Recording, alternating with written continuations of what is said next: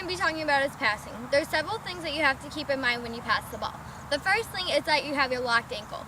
When you have a weak ankle, it's almost a risky ball, and you don't know where exactly it's going to go, and it's easier for the other team to intercept it. This is one with a weak ankle.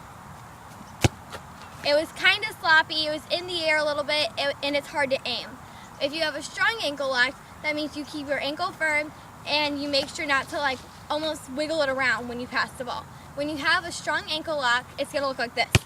It's a solid pass on the ground, and it's harder for a team to intercept because it's almost a quicker ball.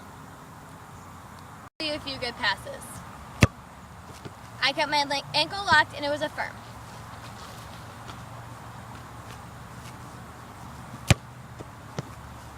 Also, sometimes you want to make sure that it doesn't leave the ground unless you are planning it to be.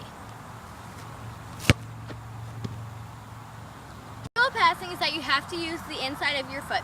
Sure, once you get more advanced, you can use the outside or even the heel, but right now we're going to work on the inside of our foot. When you use the inside of your foot, you want to open up your hips to pass the ball. You don't want to just twist your ankle because that can prone to ankle injury. Also, it's a weaker pass. So one with just twisting my ankle would be like that. It's kind of a sloppy pass that most coaches would be less impressed with, and it won't get there as quickly.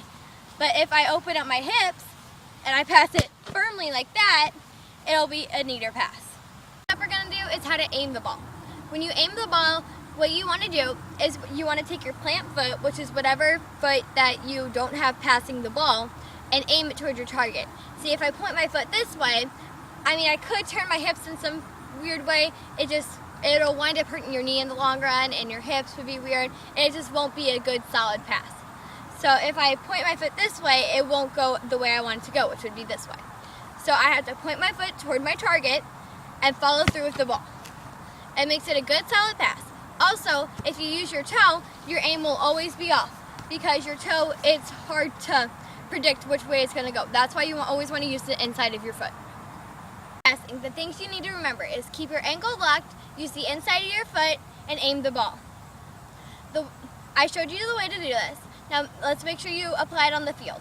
Also, you want to try to keep your pass on the ground, and remember to almost lead your person. So when you pass the ball, don't pass it to where they are, but pass it to where they would be running. Here are some just examples.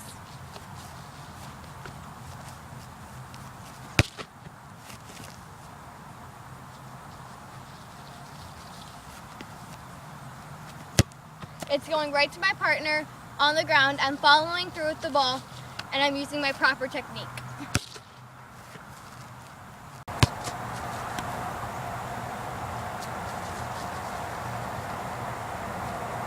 Some ways to practice passing is you can get a partner and pass back and forth with them, or you can even find a wall in your house and pass off of that.